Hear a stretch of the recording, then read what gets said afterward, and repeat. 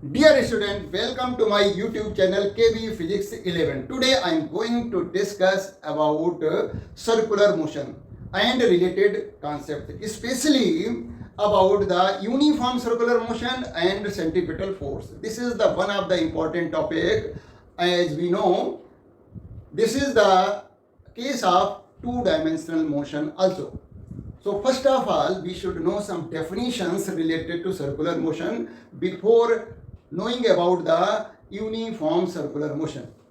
In the motion along a straight line, we have discussed about the displacement, velocity, acceleration. Similarly, here also the object will suffer angular displacement, angular velocity, and angular acceleration. We should know all about these things and their units. Now first we will discuss about the angular displacement. As we know, when the object is moving along a circular path, then the radius vector of that circular path traces certain angle at center of the circular path when the object changes its position from one point to another point on the circular path. So first we know about the definition of angular displacement. So here this is the definition. It is defined as the angle traced out by the radius vector at the center of circular path in the given time when an object moves along the circular path. Figure से देखते हैं, देखिएगा यहाँ पर क्या है कि suppose this is the circular path of radius r. O is the center. Initially, the object is at point P. Let it move from point P to point Q. So the radius vector OP now is tracing out a small angle delta theta at the center of this circular path. So delta theta is the angular displacement when the object moves from position P to position Q. So delta theta, that is the angular displacement, delta theta is equal to arc upon radius. So arc is PQ and radius is r, and its unit is the unit of angle, that is the radian. And this displacement, angular displacement, is also a vector quantity, and its direction is given by the right hand thumb rule. If we place our right hand on the initial position of the object, that is along OP, and curl our finger of right hand in the direction, in the sense of rotation, sense of motion, then the thumb will indicate the direction of displacement. Like this. देखिए ऐसे. So this is the direction of displacement, that is the perpendicular to the plane of this circular path and coming outward. Here the object is moving in anti-clockwise direction. If the object is moving in clockwise direction like this, then we have to put our right hand accordingly and curl our finger in the sense of rotation. Then the thumb will indicate the direction of the displacement, that is the perpendicular to the plane of the circular path going in. Although nothing is displaced in this direction, but mathematically, or you can say practically, it is the direction of displacement taken here. That is the perpendicular to the plane of circular path, going inward or outward, as per the sense of rotation. In the second slide, we have written same thing. देखिएगा, it is a vector quantity provided delta theta is small. This is the condition. Because the commutative law of vector addition is not valid for large angles. Its direction is given by right hand thumb rule. Its direction is perpendicular to the plane of paper as per the sense of rotation, as I have discussed here. तो यहाँ पर जो बात हो रही है commutative law of vector addition, वो क्या होता है कि suppose there is a vector A, when this vector is A is added with vector B, this is vector B, angle between two vector is small taken here, so this is the resultant of a plus b, vector a plus vector b, suppose vector a plus vector b का result क्या हो गया है, this is resultant, और इसको हमने c से represent कर दिया. Now if we add these vectors in reverse order, that is vector b is added with vector a, this is vector b, this is vector a. When b is added with a, then again we are getting same resultant.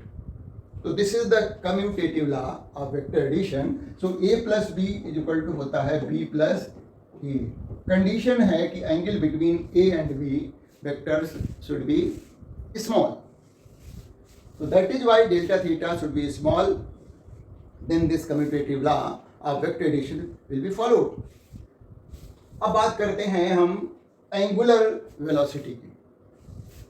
तो जैसा कि linear velocity में हुआ करता था कि rate of change of displacement with respect to time, या कहें time rate of change of displacement with respect to time, तो similarly here also we will define the angular velocity, that is the time rate of change of angular displacement is known as angular velocity.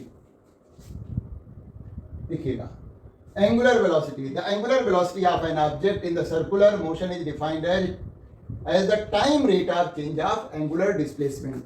और यहाँ पर angular displacement small consider किया जा रहा है, तो इसलिए angular velocity omega is equal to angle traced upon time taken, मतलब ओमेगा इज इक्वल टू जो है delta theta upon delta T. तो इसको हमने लिमिटिंग केस ले लिया है, यानी delta T tends to zero. When delta T tends to zero होगा, then the angle traced out that is delta theta will be small. तो इस तरह से हमने ओमेगा को डिफाइन किया है. तो ओमेगा इज इक्वल टू क्या हो जा रहा है, डेल्टा डी थीटा बटे D T. Omega is equal to D theta upon D T.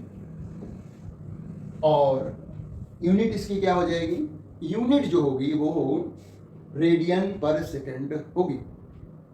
It is also vector quantity and its direction is also perpendicular to the plane of circular path going inward और outward along the axis of circular path as per the sense of rotation.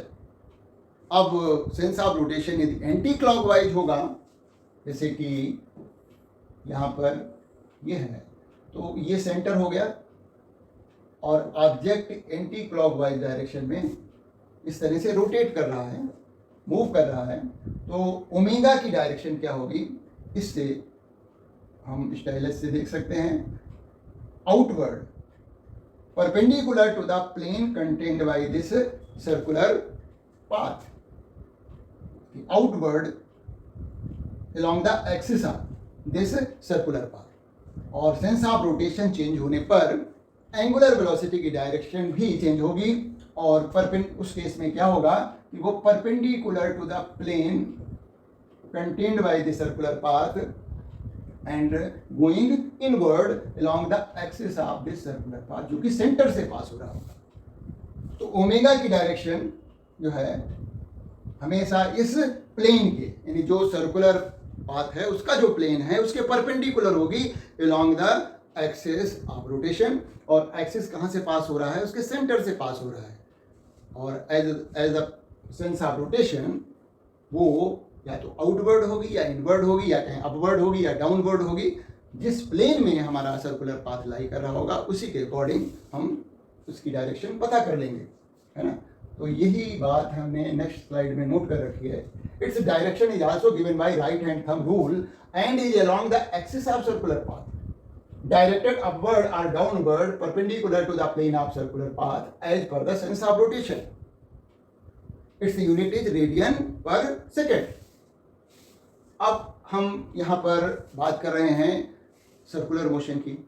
तो circular motion में क्या है, object जो है circular path पर move कर रहा है, तो उसमें क्या है कि उसमें लीनियर वेलोसिटी भी है, because it is tracing linear length along the circumference of the circular path. तो लीनियर डिस्प्लेसमेंट भी हो रहा है, एंगुलर डिस्प्लेसमेंट भी हो रहा है। तो object has two type of velocity, एक तो एंगुलर वेलोसिटी होगी, दूसरी लीनियर वेलोसिटी होगी।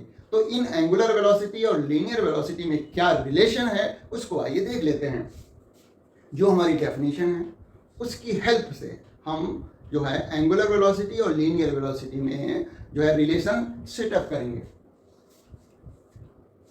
तो देखिए, relation between linear velocity and angular velocity, हम यहाँ पर देखें, फिगर से समझें कि देखिए ये हमारा सर्कुलर पाथ है। इनिशियल पोजीशन जो है ऑब्जेक्ट की P है, O is the center, and when it moves from point P to point Q, तो this is the angle traced out, delta theta. In time interval, यहाँ पर time interval क्या है, वो है डेल्टा टी। मतलब डेल्टा टी टाइम इंटरवल में object is moving from position P to Q। तो angle traced out by the radius vector वो डेल्टा थीटा है at the centre of circular path. तो R1 रेडियस वेक्टर ये हो गई, R2 radius vector है, ये OP है।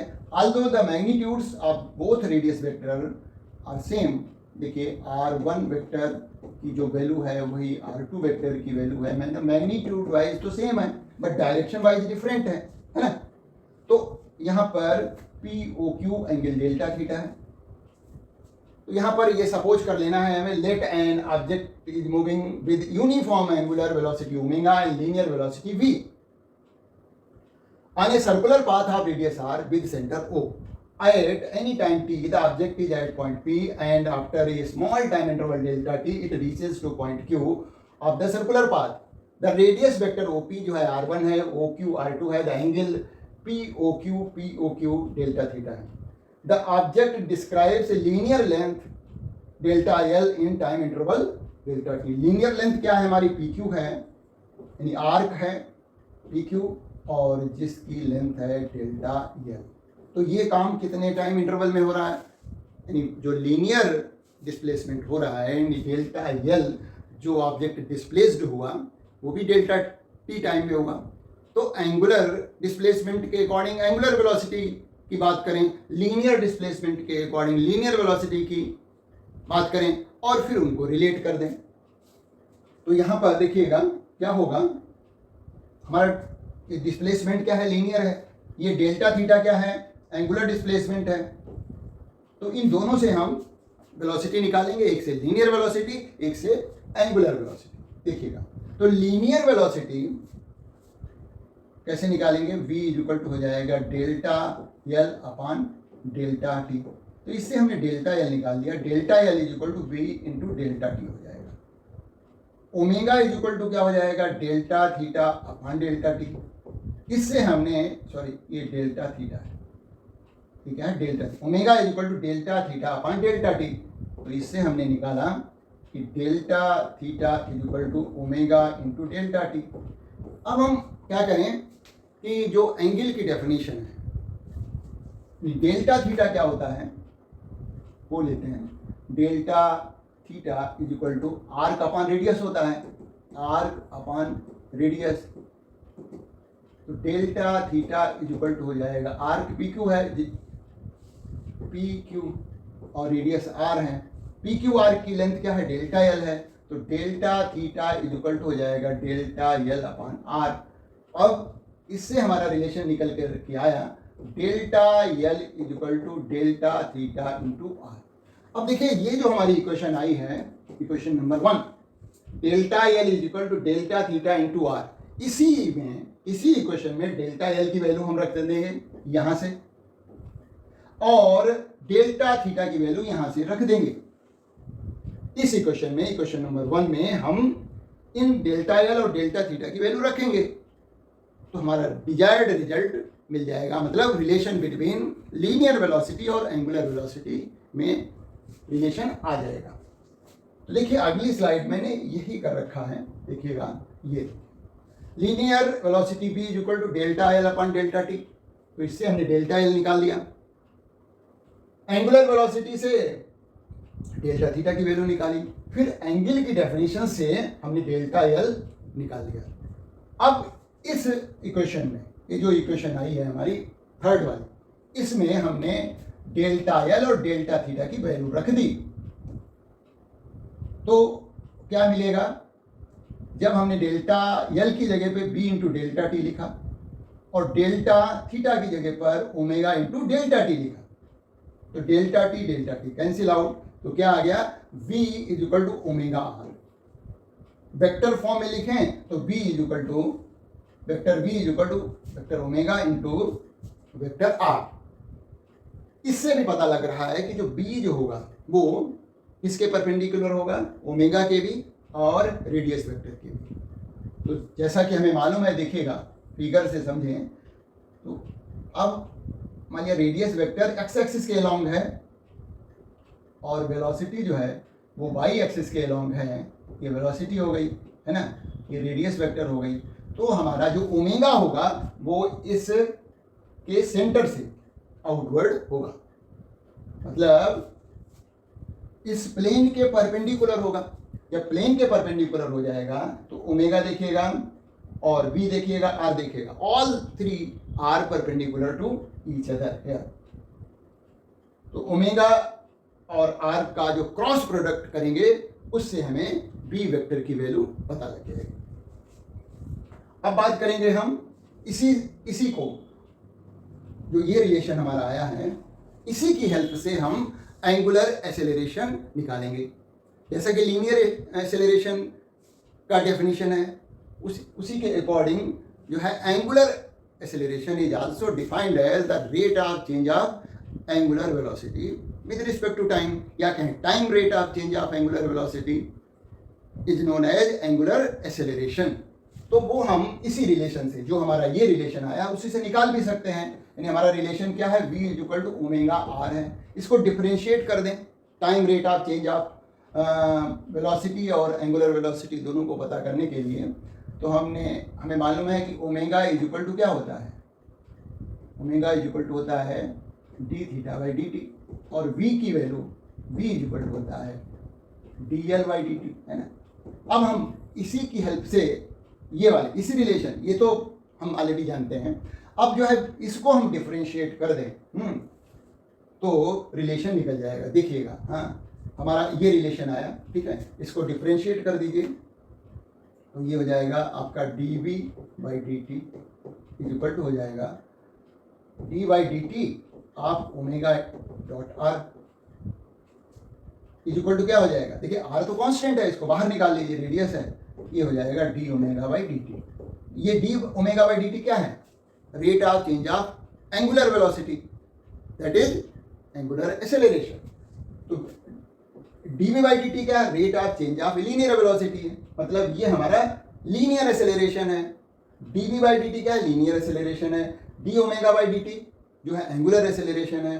तो linear acceleration A is equal to हो गया आर इंटू एंगुलर एक्सेलरेशन, जिसको हम अल्फा से रिप्रेजेंट करते हैं। तो linear acceleration A is equal to R into angular acceleration. इसी तरह से इसको वेक्टर फॉर्म में भी लिख सकते हैं। देखिएगा नेक्स्ट स्लाइड में एंगुलर एक्सेलरेशन की पहले तो definition, it is defined as the time rate of change of angular velocity omega of object in circular motion. Angular acceleration alpha is equal to limit delta T tends to 0 delta omega by delta T, that is D omega by D T, और इसकी unit जो है radian पर second square हो जाएगी। तो इस तरह से हमने कहा था कि इसी इक्वेशन को, जो हमारा अभी आई थी, लीनियर वेलोसिटी और एंगुलर वेलोसिटी में जो रिलेशन था, इसी को डिफरेंशिएट करके हम जो है रिलेशन निकालेंगे लीनियर एक्सेलरेशन और एंगुलर एक्सेलरेशन में, जैसा कि हमने अभी दिखाया था। इसको डिफरेंशिएट कर दीजिए, है ना। तो d we by D T is equal to हो जाएगा D by D T of omega into are. तो d we by D t ये क्या हो गया, लीनियर एक्सेलरेशन हो गया। और इधर हमारा क्या हो जाएगा, आर तो बाहर निकाल लीजिए और इसको लिख लीजिए d omega by D T. और d omega by D t को किससे रिप्रेजेंट करते हैं, अल्फा से। तो ए इज इक्वल टू हो जाएगा आर इंटू एल्फा। ये रिलेशन आ गया है। ये लीनियर एक्सेलरेशन और एंगुलर एक्सेलरेशन का रिलेशन है कि linear acceleration is equal to होता है आर इंटू एंगुलर एक्सेलरेशन, जो कि हमने अगले उसमें स्लाइड में भी ले रखा। देखिए यहाँ पर क्या है कि लीनियर एक्सेलरेशन है। लीनियर एक्सेलरेशन में क्या है कि ऑब्जेक्ट जो है जो सरकमफ्रेंस के अलोंग मूव कर रहा है, according to that the object has linear acceleration. और वो क्या होगा, वो टेंजेंट के अलोंग होगा। लीनियर एक्सेलरेशन वो टेंजेंट के अलोंग होगा, क्योंकि ऑब्जेक्ट जो है, मान लिया यहाँ पर देखें तो उसकी वेलोसिटी की डायरेक्शन क्या है, ये है tangent drawn at the point P represent the direction of linear velocity. तो एक्सेलरेशन भी इसी के अलोंग मिल रहा है हमें। वो मतलब लीनियर एक्सेलरेशन का मतलब है टेंजेंशियल एक्सेलरेशन। उसको हम AT से भी रिप्रेजेंट कर सकते हैं, ET। तो देखिए कैसे निकाला जा रहा है कि dv by D T is equal to D by D T omega into are. तो इसको लिख सकते हैं D omega by D T into are. तो ये हो गया अल्फा इंटू आर। तो टेंजेंशियल एक्सेलरेशन AT, जिसको हमने लीनियर एक्सेलरेशन कहा है, वही तो टेंजेंशियल एक्सेलरेशन है। तो लीनियर एक्सेलरेशन या कहें tangential acceleration AT is equal to alpha into r. Vector form में लिखें तो AT vector is equal to हो जाएगा alpha vector cross r vector. तो tangential acceleration that is the linear acceleration is equal to angular acceleration into radius of circular path. देखिए यहाँ पर हमें ये बात माइंड में रखनी है कि हम यहाँ पर डिस्कस कर रहे हैं सर्कुलर मोशन, और सर्कुलर मोशन में ऑब्जेक्ट जो है सरकमफ्रेंस के अलोंग जो मूव कर रहा है उसमें वेलोसिटी में चेंज भी हो सकता है। और वेलोसिटी में चेंज दो तीन तरह से हो सकता है। कैसे, एक तो उसका मैग्नीट्यूड चेंज हो जाए, यानी वेलोसिटी का मैग्नीट्यूड चेंज हो जाए, या फिर डायरेक्शन चेंज हो जाए, या फिर दोनों डायरेक्शन और मैग्नीट्यूड जो है दोनों चेंज हो रहे हैं। तो जनरल सर्कुलर मोशन में तो ये यहाँ पर जो हम टेंजेंशियल एक्सेलरेशन की बात कर रहे हैं वो होगा। लेकिन जब हम यूनिफॉर्म सर्कुलर मोशन की बात करेंगे तो वहां पर क्या होगा कि ऑब्जेक्ट जो है यूनिफॉर्म सर्कुलर मोशन कर रहा होगा, मतलब वेलोसिटी का जो मैग्नीट्यूड होगा वो कांस्टेंट होगा, यानी वेलोसिटी का मैग्नीट्यूड चेंज नहीं हो रहा है। क्या चेंज हो रहा है, वेलोसिटी की डायरेक्शन चेंज हो रही है।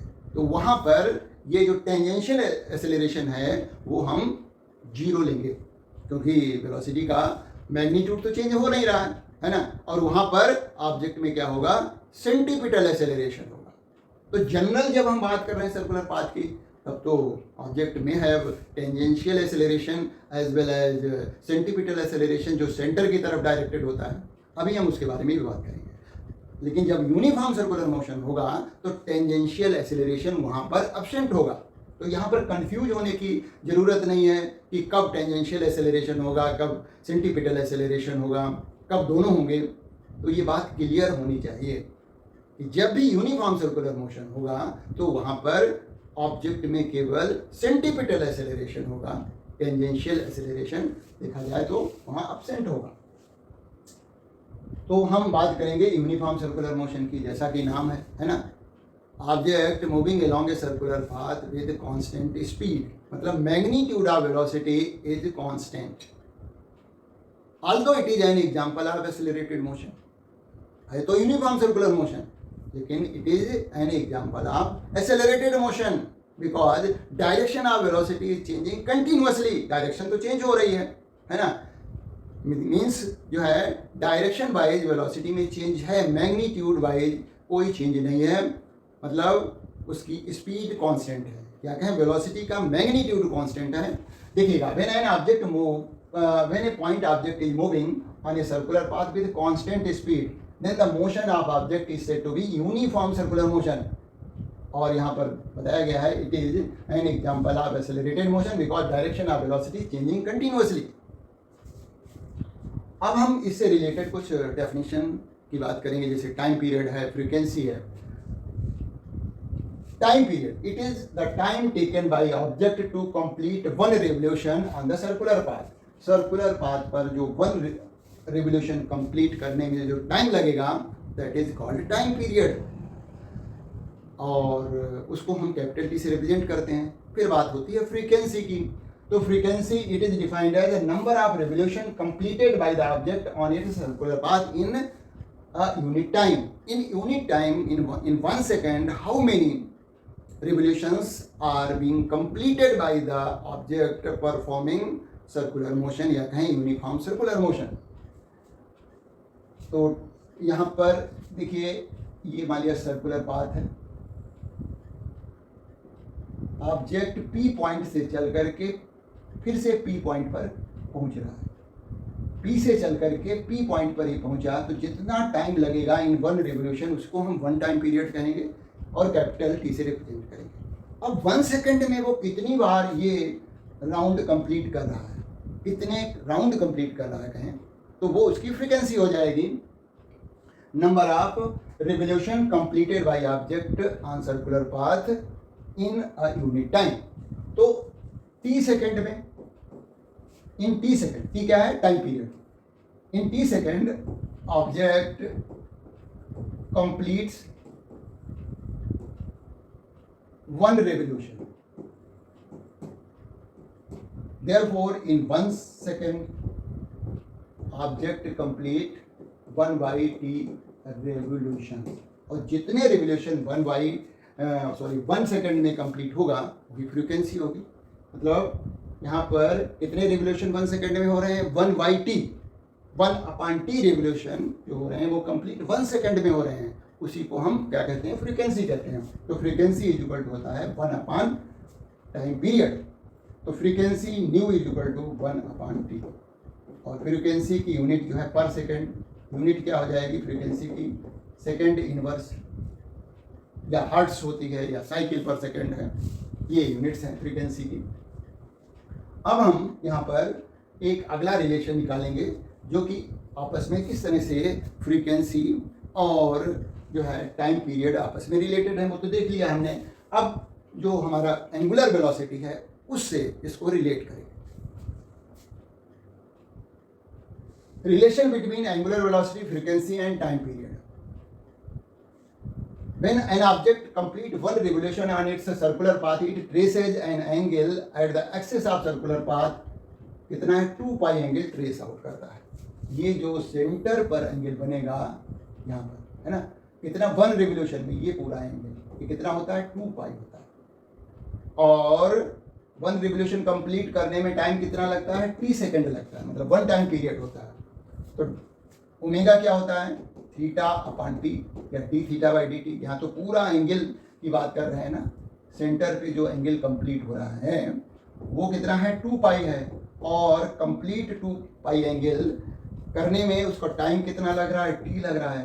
तो omega is equal to 2 pi by T. ये एक फार्मूला आ गया ओमेगा का, एंगुलर वेलोसिटी का, और इसको हम ऐसे लिख सकते हैं 2 पाई इंटू 1/t, और 1/t को क्या कहते हैं, फ्रीक्वेंसी कहते हैं। तो ओमेगा इज इक्वल टू हो गया 2 pi nu, omega is equal to 2 pi nu. तो ओमेगा की हमारे पास 2 रिलेशंस आ गए हैं कि ओमेगा इज इक्वल टू 2 पाई/t और omega is equal to 2 pi nu, ये फ्रीक्वेंसी।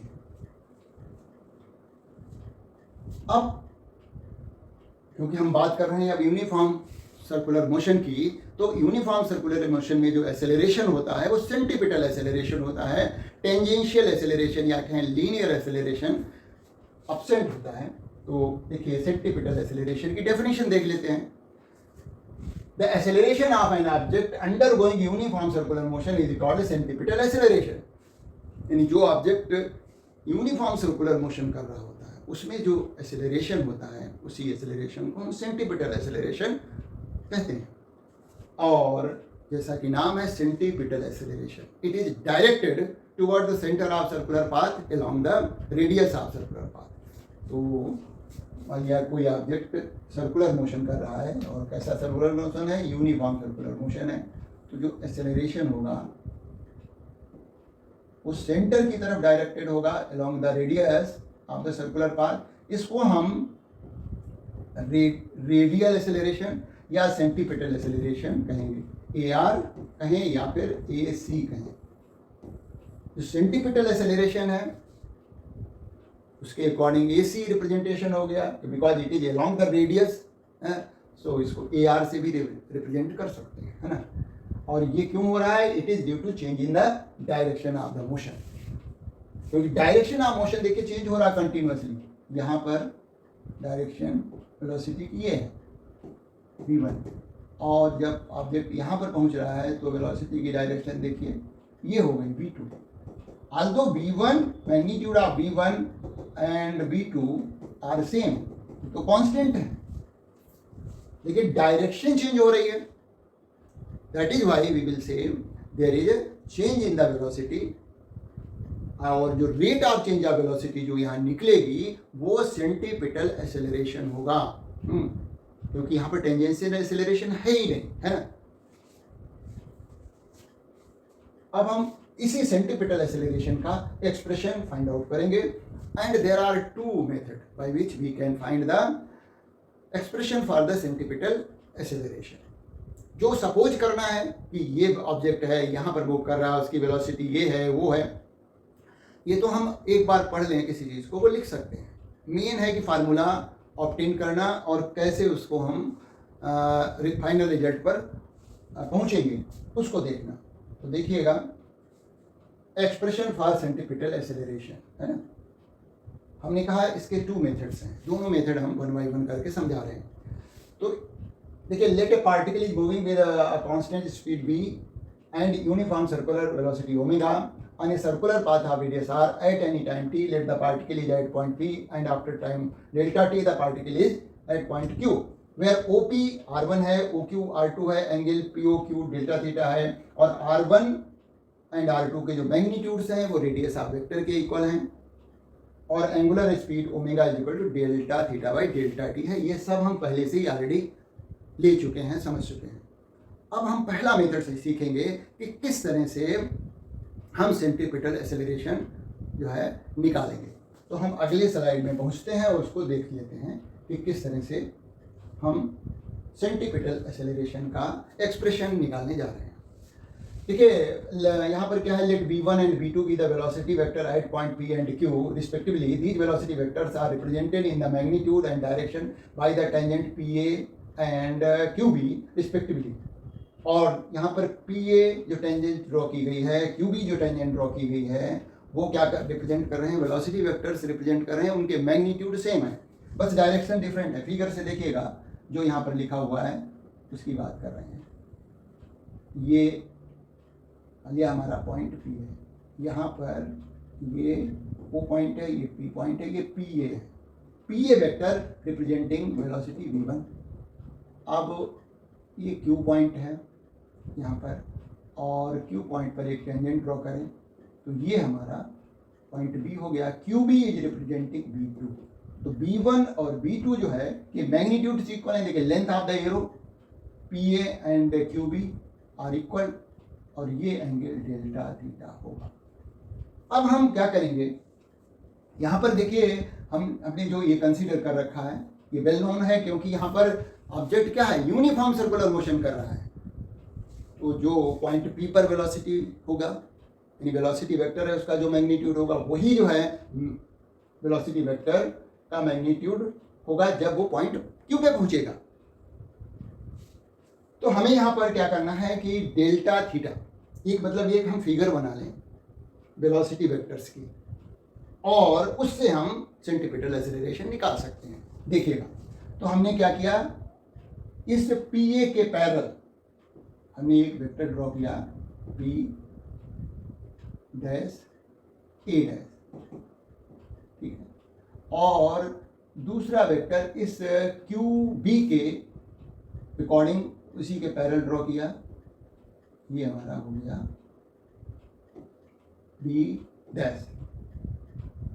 पी बी डैश किसके पैरेलल है? क्यू बी वेक्टर के पैरेलल है, और मैग्नीट्यूड वाइज भी उतना ही है जितना कि क्यू बी है। और ये पी डैश ए डैश ये पैरेलल है पी ए के, और मैग्नीट्यूड वाइज पी ए के ही इक्वल है। और ये हुआ चेंज इन वेलोसिटी, यानी ये हमारा v1 है, ये v2 है, और ये डेल्टा v है, और ये डेल्टा थीटा है। तो change in velocity find out करने के लिए हमने क्या किया? देखिए चेंज इन वेलोसिटी निकाला गया यहाँ पर, change in velocity, triangles law of vector addition apply कर दीजिए। कैसे? P dash A dash plus A dash B dash, A dash B dash is equal to क्या हो गया? P dash B dash. तो ए डैश बी डैश क्या हो जाएगा? A dash B dash is equal to हो जाएगा P dash minus P dash A dash. ये क्या हो जाएगा? v2 vector minus v1 vector, ये आ गया। ये क्या हो गया? Delta v। Delta v is equal to v2 vector minus v1 vector है। चेंज इन वेलोसिटी हम निकाल ली। मतलब हमें एग्जाम में यदि एक्सप्रेशन निकालने को आता है तो हम ये फिगर बनाएं, उसके करस्पॉन्डिंग एक फिगर और बना दें और चेंज इन वेलोसिटी निकाल दें, यानी ये डेल्टा v की वैल्यू हो गई। और ये हमें मालूम है कि ये जो मैग्नीट्यूड्स जो हैं वो इसके वेलोसिटी के वो सेम है, v2 वेक्टर और v1 वेक्टर के मैग्नीट्यूड सेम है, जो कि b लिया गया है। अब हमें इसी फिगर से, इस फिगर से सेंटीपिटल एक्सेलरेशन निकालना है। कैसे देखिएगा? Delta theta is equal to हो जाएगा, इस फिगर से देखें, arc angle is equal to क्या होता है? आर्क अपॉन रेडियस, है ना। तो ये हो जाएगा डेल्टा v, हम मैग्नीट्यूड ले रहे हैं, और v1 या v2 का जो मैग्नीट्यूड क्या है? v। तो delta theta is equal to arc upon radius, इस ट्रायंगल के अकॉर्डिंग हमने लिख दिया। अब हम क्या कर रहे हैं कि delta theta upon delta T लिख रहे हैं, यानी divide both side by delta T. ये हो गया हमारा delta V by delta T. अब लिमिटिंग केस अप्लाई कर दीजिए। Limit delta T tends to 0, delta theta by delta T is equal to 1 upon B. Limit delta T tends to 0, delta V by delta T. ठीक है, delta V by delta T. ये क्या हो गया? Delta theta by delta T, rate of change of angle, that is angular velocity, omega हो गई। ये क्या हो गया? ओमेगा हो गया, इज इक्वल टू अब 1 upon V into delta V by delta T. तो यहाँ पर जो वेलोसिटी में चेंज हो रहा है, या माइंड में रखिएगा, ये वेलोसिटी में जो चेंज हो रहा है due to the change in the direction. वैसे वेलोसिटी चेंज नहीं होगी। यदि वेलोसिटी का मैग्नीट्यूड चेंज हो रहा था तो वहाँ पर कौन सा एक्सेलरेशन आएगा? टेंजेंशियल एक्सेलरेशन आएगा। और यहाँ पर क्योंकि वेलोसिटी का मैग्नीट्यूड नहीं चेंज हो रहा, डायरेक्शन चेंज होने की वजह से एक्सेलरेशन आ रहा है, तो यहाँ पर हम D B by D T की जगह पर लीनियर एक्सेलरेशन लिख करके कौन सा एक्सेलरेशन लिखेंगे? सेंटीपिटल एक्सेलरेशन लिखेंगे। उसको ए सी से रिप्रेजेंट करिए, या फिर जो है आप उसको जो है ए आर से रिप्रेजेंट कर दीजिए। मैंने यहाँ पर ए आर से रिप्रेजेंट करा, ए आर या ए सी लिख सकते हैं। तो ए आर की वैल्यू क्या आ गई? देखिएगा, ए आर जो आ रहा है, A R is equal to आ गया omega into V. A R is equal to है, A R is equal to क्या है? ओमेगा इंटू वी आया था, is equal to omega into V is equal to होता है आर ओमेगा। तो इस तरह से ये हो गया omega square R. A R is equal to हो गया ओमेगा स्क्वायर आर, या कहें ए सी सेंटीपिटल एक्सेलरेशन हो गया ओमेगा स्क्वायर इंटू आर। दूसरा एक और फार्मूला होता है, since omega is equal to होता है वी अपॉन आर, तो ये वैल्यू रख देते हैं। तो A C is equal to हो जाएगा V upon R whole square into R. इसको सॉल्व करेंगे तो A C is equal to हो जाएगा वी स्क्वायर बाई आर। देखिए ये रिलेशन हमारा आ गया। सेंटीपिटल एक्सेलरेशन या कहें रेडियल एक्सेलरेशन के फार्मूले दो आ गए हैं, ये है एक ये है। यहाँ पर हमने ए आर से रिप्रेजेंट कर रहे हैं, यहाँ ए सी से रिप्रेजेंट किया, दोनों सेंटीपिटल एक्सेलरेशन ही हैं। एक और फार्मूला है, एक और मेथड है। देखिए हमने नेक्स्ट स्लाइड में यही कर रखा है, ये सब कुछ ऑलरेडी लिखा हुआ। Finding the change in velocity in time delta T V draw P dash A dash equal and parallel to P है, P dash B dash equal and parallel to Q B at separate place in triangle P dash A dash B dash using the triangles law of vector addition. ये हमने change in velocity निकाला था। अब इसी का जब हमने आगे देखिएगा किस तरह से किया था कि उसी फिगर के अकॉर्डिंग जो हमने फिगर बनाई थी उसमें डेल्टा थीटा की वैल्यू निकाली थी, है ना। फिगर क्या थी, यहाँ पर हमने लिखा था ये पी डैश ए डैश और ये था हमारा बी डैश और ये हमारा आया था डेल्टा वी, ये डेल्टा थीटा था इस फिगर से, है ना। तो यहाँ पर ये देखा जाए तो जो मैग्नीट्यूड हम ले रहे हैं तो ये डेल्टा वी है, तो इधर वाला जो मैग्नीट्यूड है वो वी है। उसी के according delta theta is equal to delta V upon V कर दिया। अब डेल्टा टी से डिवाइड किया बोथ साइड, लिमिटिंग केस लिया और इससे हमें ओमेगा इज इक्वल टू आ रहा है A R upon V. A R की वैल्यू निकाली ओमेगा इंटू वी और वी की जगह पर आर ओमेगा लिख दिया। तो इस तरह से हमारा एक रिलेशन आ गया ए आर या कहें centripetal acceleration A C is equal to omega square R और फिर चेंज करके वी स्क्वायर बाई आर आ गया। This is the one of the method by which we can find the relation या कहें एक्सप्रेशन फॉर सेंटीपिटल एक्सेलरेशन। एक और method है, उसमें हम क्या करते हैं कि जो टू ट्रायंगल्स बनते हैं, एक सर्किल के अंदर बनता है यानी सर्कुलर जो पाथ है उसके अंदर बनता है और एक हम बाहर बनाते हैं वेलोसिटी का, उन दोनों को कंपेयर कर लेते हैं। कैसे देखिएगा जरा, सेकेंड मेथड में फिगर बनानी पड़ेगी हमें। ये है, ये पी पॉइंट है, ये क्यू पॉइंट है, ये डेल्टा थीटा है, ये आर है, क्या कहें R1 है, ये R2 है और यहाँ पर ये क्या है, इसको हम डेल्टा यल कहेंगे, ठीक है। अब जो दूसरा हमने वेलोसिटी वाला बनाया था वो वही फिगर रहेगी जो ऑलरेडी हम बना चुके हैं।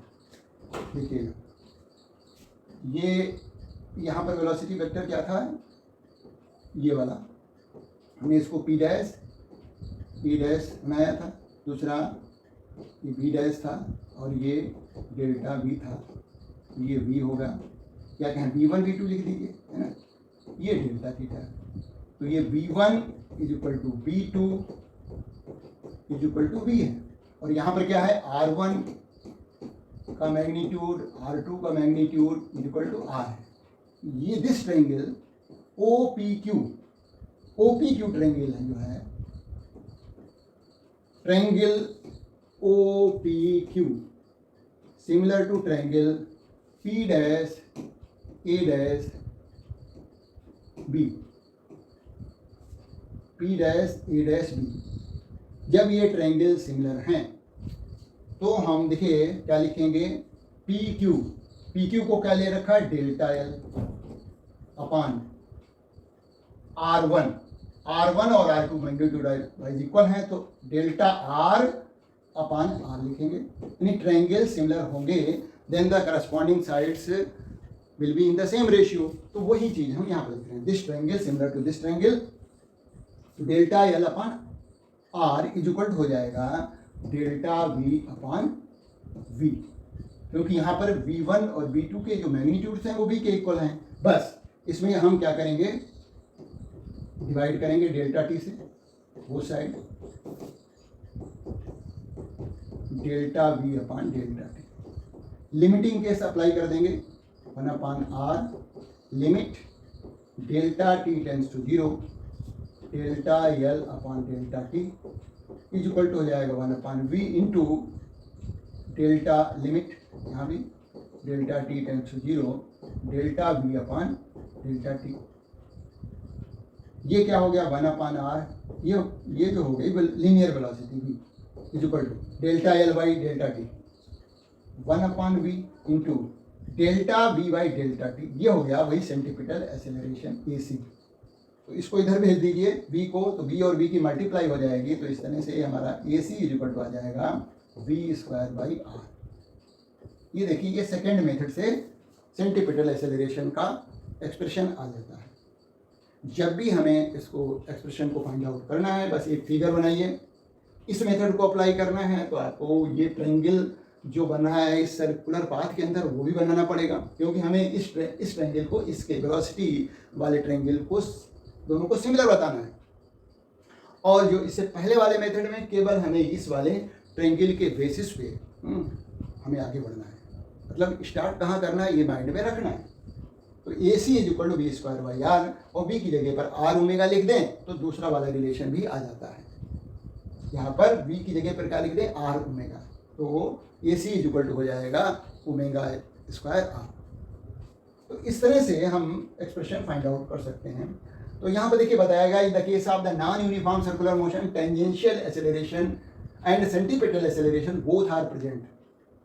यानी वो दोनों तब होते हैं जब वो नॉन यूनिफॉर्म सर्कुलर मोशन होता है और they are perpendicular to each other, because tangential acceleration tangent के अलॉन्ग होगा और सेंटीपिटल एक्सेलरेशन जो है वो रेडियस के अलॉन्ग होगा।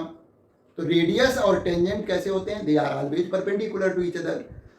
टू जो है vectors which are perpendicular to each other, तो उनका रिजल्टेंट कैसे निकाला जाता है, ए इज इक्वल टू हो जाएगा under root A R square plus A T square. A R और ए टी क्या है, परपेंडिकुलर हैं, तो इस तरह से उन दोनों का रिजल्टेंट निकल जाएगा। ये कब होगा, जब motion non uniform circular motion होगा, तब ये रिजल्टेंट एक्सेलरेशन आएगा। बताया गया कि in uniform circular motion A T is equal to zero होगा, क्योंकि टेंजेंशियल जो वेलोसिटी है उसमें उसके मैग्नीट्यूड में कोई चेंज नहीं हो रहा है, दैट इज वाई उसकी डायरेक्शन में चेंज हो रहा है, और डायरेक्शन में चेंज होने से उसमें क्या है, सेंटीपिटल एक्सेलरेशन है केवल। The particle will have only centripetal acceleration, जिसका फार्मूला हमने ये निकाला था, ए आर लिखें या ए सी लिखें, B square by R is equal to omega square into R. Centripetal force की बात हम आगे करेंगे। यहाँ पर बताया गया कि centripetal force accelerate the particle by changing its direction of the velocity without changing its speed. जो सेंटीपिटल फोर्स लगता है टुवर्ड द सेंटर, वो क्या कर रहा है, पार्टिकल की वेलोसिटी की डायरेक्शन चेंज कर रहा है, जिसकी वजह से उसमें एक एक्सेलरेशन है जिसका नाम है सेंटीपिटल एक्सेलरेशन। तो जो सेंटीपिटल फोर्स लग रहा है वो परपेंडिकुलर लग रहा है to the direction of the motion, तो वो स्पीड के मतलब को चेंज नहीं कर रहा, मतलब वेलोसिटी के मैग्नीट्यूड को चेंज नहीं कर रहा, वो केवल डायरेक्शन को चेंज कर रहा है यहाँ पर। Therefore in the case of uniform circular motion the object has only centripetal acceleration. आगे हम बात करेंगे कुछ और इससे रिलेटेड न्यूमेरिकल्स की भी।